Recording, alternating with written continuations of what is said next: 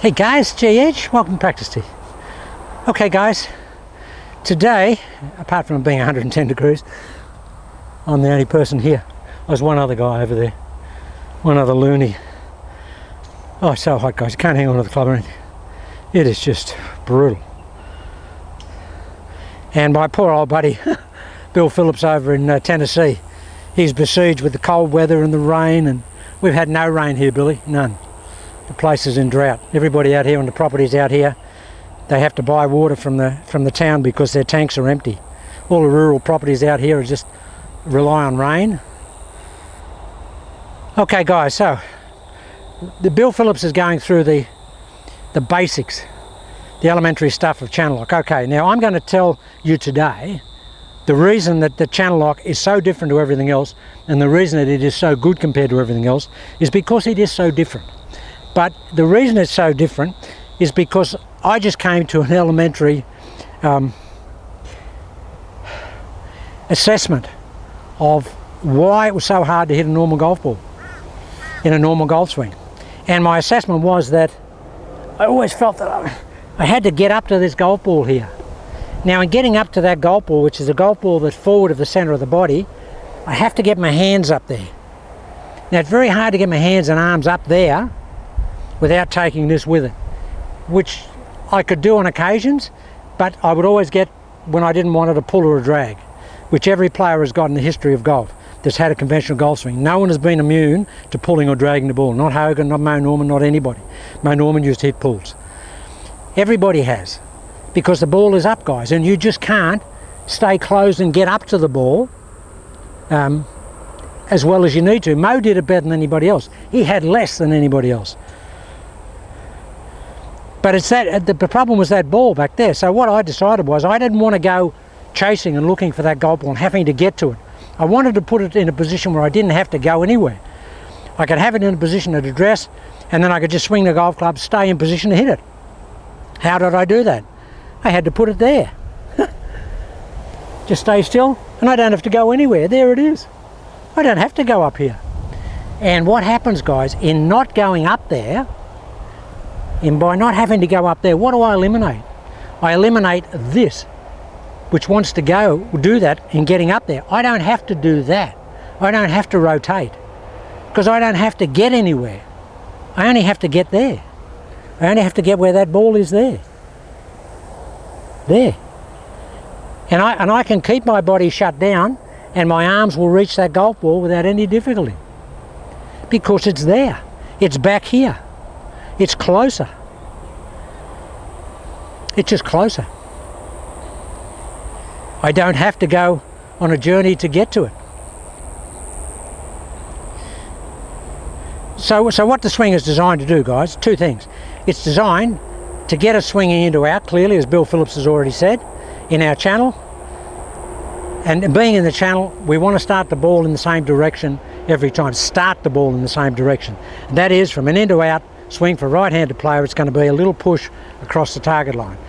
How much of a push and how far it goes before it comes back depends on how much club face orientation and your angle that you have in your diagonal attack to the ball, or your tangential attack across the target line. It depends.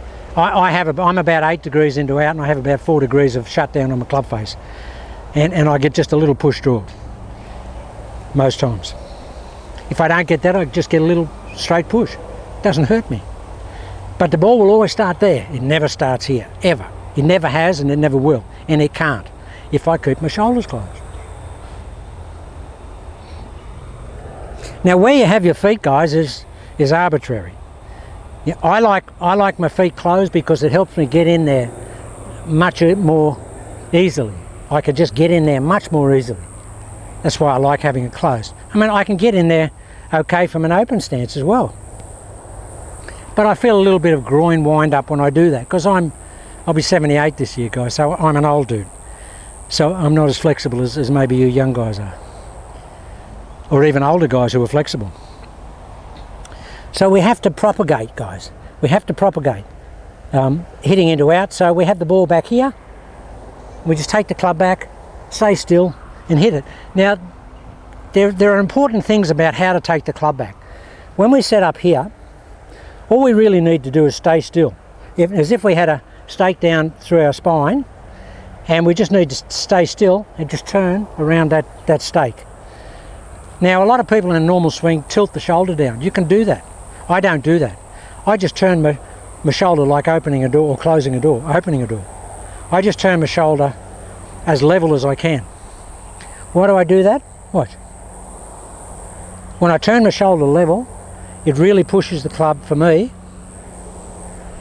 into that channel really well. It's just like a door opening or a gate opening. So you really need to make sure that when you get in this position here and we hunker down, get the legs bent, that once we're in this position we don't move. We just take the club to there. Now guys, on the downswing, and I didn't bring it. I went to the nickel and dime store and I didn't get it. I got talking to a guy who actually saw me on YouTube and said, channel lock, and he collared me for about 10 minutes. I completely forgot what I was there for. But guys, I want to buy a frisbee. Why do I want a frisbee? Because in the downswing, if we take our lead arm back here, in this lead shoulder, we take it back here, and I had a frisbee in my hand. My downswing is this. I'm going to fire the frisbee there. Now what happens when I fire the frisbee? Look where that shoulder is. The shoulder doesn't go there. I don't fire a frisbee like that. I fire a frisbee like that. We always fire frisbees like that. You watch people who are good frisbee throwers. They fire from a closed shoulder line, as a 10-pin bowler does. So as a feeling, guys, in the downswing, we've got to here, the lead arm just throws a frisbee. Here, there it is. Throw the frisbee. Throw the frisbee. Throw it. See how the shoulder stays up? It's vital that the shoulder stays up. Absolutely vital that the shoulder stays up with channel lock, because that makes us stay into out. Frisbee, shoulder high. Make sure the swing loose doesn't move. Okay. Now the other thing you really need to cultivate to get the feeling of channel lock, and that is this. You have to get that feeling. See this here? That lat is totally blocked. This is like it's in a vice, and I'm firing my hands and arms past it here. You maybe need to get there for 10 minutes or 20 minutes and do that. Get the club here, get the legs bent, take it back here. Once you get your preset on your shoulders, here. Try and keep your shoulder behind the ball and fire the arms like that. As you fire your arms out, your shoulder's going this way. That's the way to feel the closed. When I hit the ball really well, I feel that. You won't get that amount or that degree of closedness or closed upness in the swing, but you want to feel like you've got that. It's a perceptual feel, but again, it's part of this overdo, guys. The more you can overdo it, the more you'll get enough. Now the other thing that's really important when we do that, when we get this feeling here, when you're doing it, keep that lead knee bent. Here, get that feeling. That. Throw the frisbee. Keep the lead knee bent. Keep the lat in place. Here. Bang, bang, bang. Weight into the trail heel. Lead knee bent. Here, here. Moving out. Now as we fire the arms down, guys, the head stays back, but the arms fire out in the shock absorber knees. That's how we get the club out to the ball. The head stays back, but the knees shock absorber, head stays outside the trail leg, the knees shock absorber, we frisbee throw it, and we stay closed. Here. Just hit a few shots like that. Just get a wedge or whatever. Guys, it's about 110 degrees. Oh, you can't believe how hot it is. It's just ridiculous.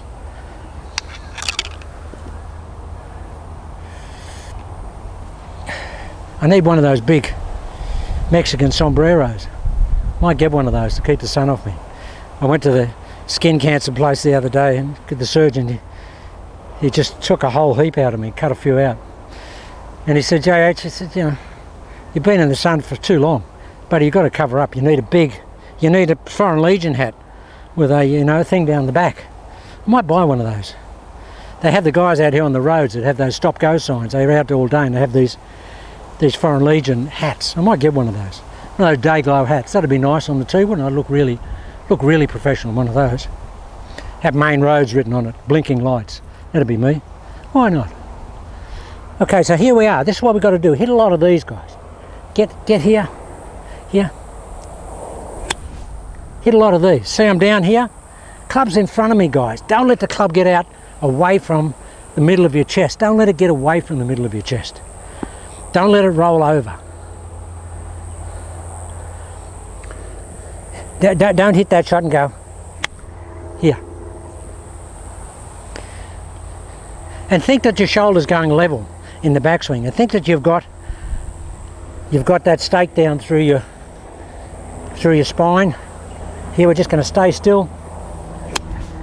Hit it like that. Hit a lot of those to get this feeling. Now you won't get that amount of closure and that amount of containment in the arms in front of the chest in actuality in the golf swing. You won't get that because there's more velocity in the shot and it'll tend to want to pull you a little bit. But you have to resist the pull. That's what the counterbalancing is, guys. As all that force and mass is going out there, we've got to counterbalance with our butt into our heels, the kangaroos there. Here, here, here. We have to really counterbalance. I'll just hit one this way. Can't hang on to the club.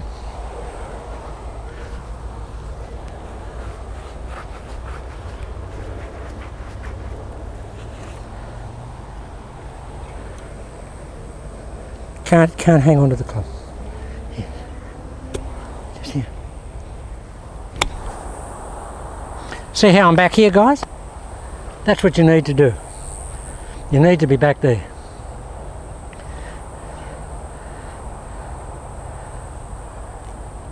And if you can keep that trail knee inside there, look, the two things that I fight, when my striking goes off and it's not as good as it should be, immediately I trace it to two things. It's either I don't have enough 5 o'clock nose, and 5 o'clock nose, guys, the clock here, 3 o'clock, 12 o'clock, 6 o'clock, 5 o'clock. I have to keep 5 o'clock nose there. If I don't have 5 o'clock nose and it moves a little bit, comes across to 6 or something like that, you really need 4 o'clock nose, I think. I try and just concentrate on getting my gaze outside the ball to the right of it. Now the other thing, guys, is how much into out I'm hitting. I need to have lots and lots of into out when I hit it. You can't overdo the amount of into out. The body won't let you do that. You really can't.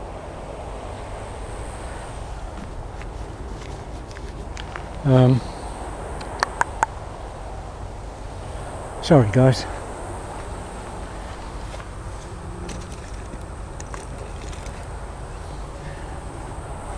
Just want to show you something. I wanted to talk to the guys. This is the driver I'm using at the moment.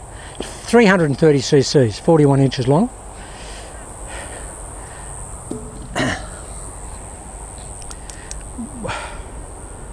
When I went to the US, I'm trying to think it was 94, 95, to try and qualify for the US Senior Tour. I only went for a holiday. It wasn't serious, but I could play a little bit in those days, and I didn't get past the qualifying round in Texas. Missed out by a few shots. But if I could have, in those days, this company, Goldwyn, they made a driver back then. Might have been earlier than that, might have been 93 or 94, I can't remember. But they made this driver, which was a 230cc head, aluminium construction with a sort of a brassy, thin brass sole plate on it, and a very thick face. In terms of .830, which is what we have today, guys, this would be probably a .70. The face on this doesn't have any deflection in it. But what's really interesting, and of course I'm in this development phase at the moment with golf clubs. What we found out with this golf club was that, because I haven't used this for so long, and this was the most exotic shaft of its time. This was the biggest butt shaft ever made at the time. The thinnest, wall shaft ever made. It was called the ADVP, Avwis Dupois. Very, very sophisticated golf club. Now these guys were going to give me a couple of grand a week just to play their driver had I got on the tour. There was only 75 players in those days, so you know, like, you were no cut, so you were out there for all rounds. But I remember the guy I played with, he had one of these as well. I didn't. I had ping stuff in those days, and he was hitting it miles back then. But he didn't have this shaft in it. He had a Luma shaft in it, which the ADVP guys didn't like, because their whole story was this lightweight shaft. But guys, this is a $5 bargain barrel club. I've got the 3-wood. I'm going to have to grip it down. It's just a stiff shaft. It's 10 degrees, 230cc head. Watch this. But the point I want to show you is that this swing is exactly the same as that little one. And there, guys, first shot of the day with the driver. Just easy.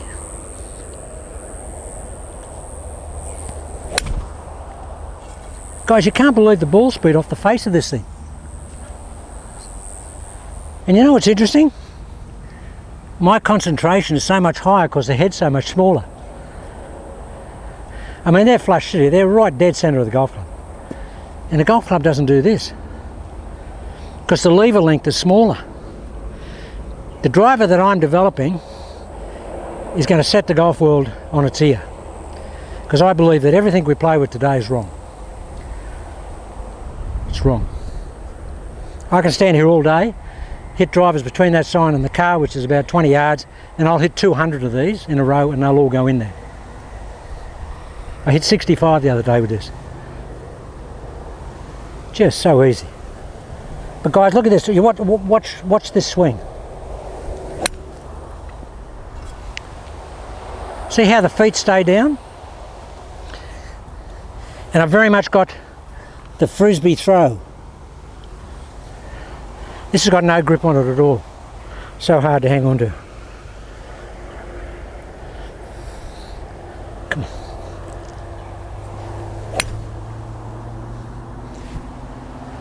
Okay, this shaft is really soft and I have to swing it slow.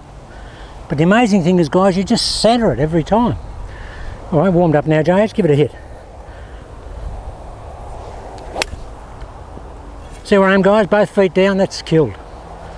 $5 driver. We were hitting this the other day. Mr. X was hitting it against my buddy's latest Callaway, and Mr. X was hitting this longer than the Callaway, than the Sub-Zero, or the new one. I don't forget what the new one's called.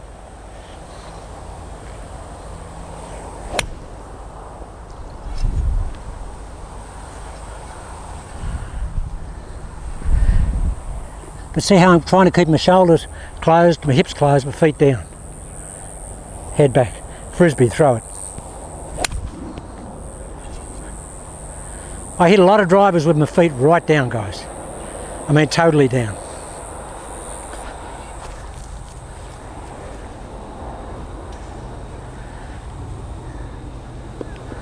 There's a couple of pros over there practicing, guys that played the senior tour.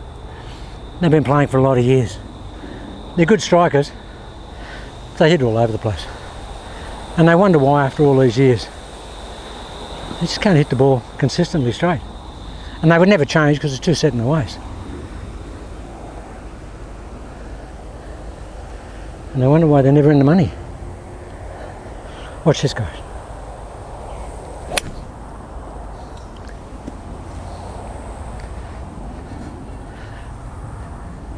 That's the frisbee. Tossing the frisbee, and I'm throwing it out there. Throwing the frisbee out there. Alright, I'll smash this.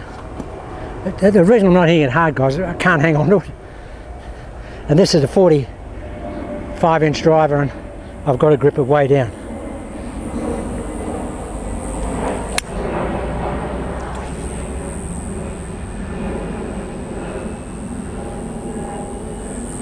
It's amazing. It's an entirely different ball flight. Spin rate's different, everything's different. But I remember when this club came out, the spin rate was really low in this compared to other drivers. That's why probably a lot of people didn't like it in those days.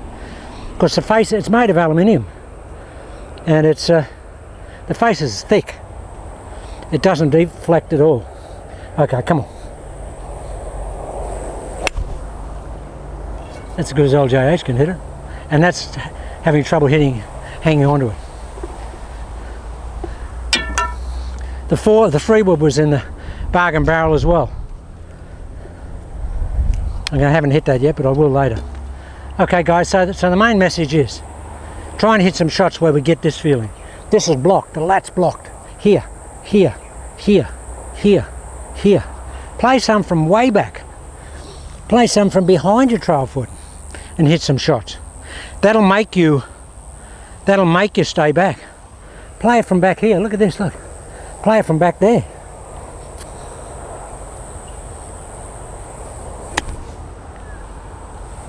Hit some of those. Okay guys, that was the message for today. Overdo the into out. Feel this in. Feel that ladder's blocked. Here.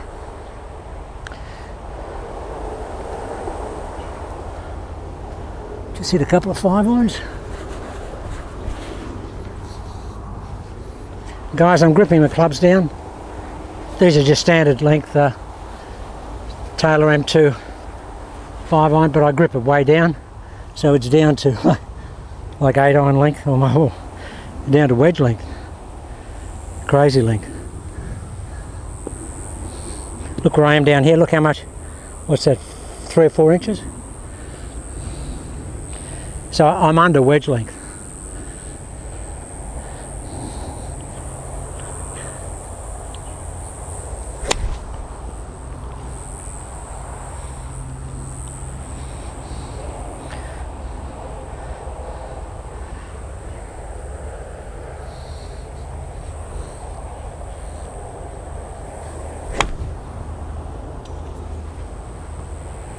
You've got to keep those arms in front of you.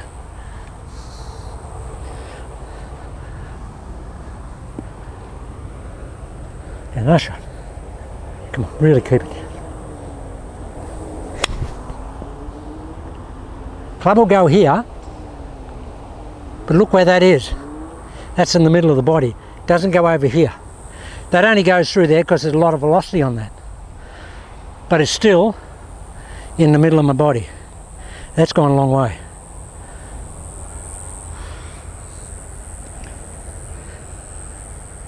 Come on.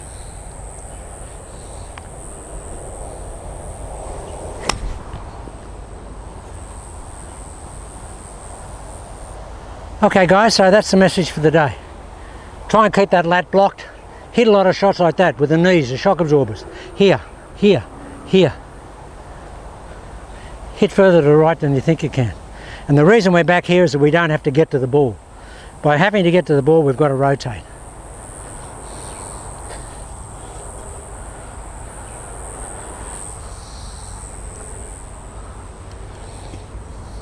I'll just hit a couple of shots, conventional golf swing. The driver with the ball up.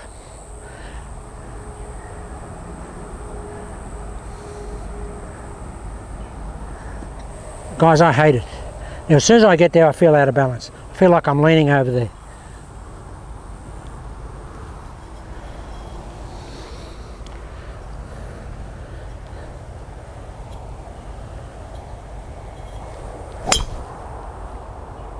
Look where the hands are.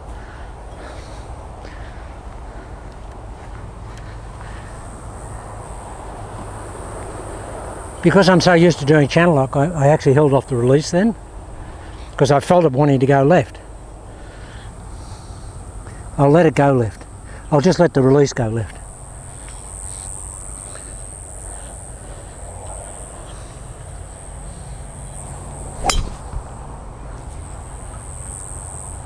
Okay, that goes straight. But I used to hit the ball straight most of the time with the conventional golf swing.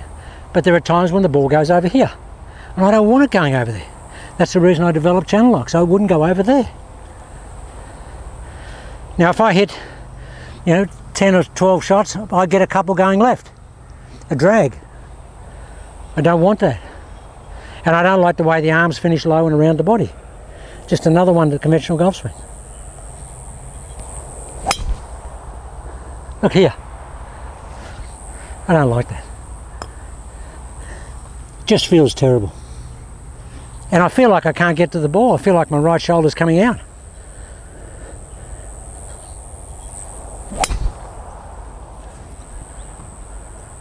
I hate that. I mean, the ball goes okay, but it just feels terrible. Okay, guys, I've got to go and get some liquid into me. I'm end up a grease spot. Yeah, so that was it, guys. That was the reason. The frisbee here, keep the lead shoulder up. Ball's back here, so we don't have to go there. We don't have to go there. If we go there, we've got to do this. The ball's back here. There's no reason, no excuse to have body rotation if it's back here. That's the whole reason it's back there.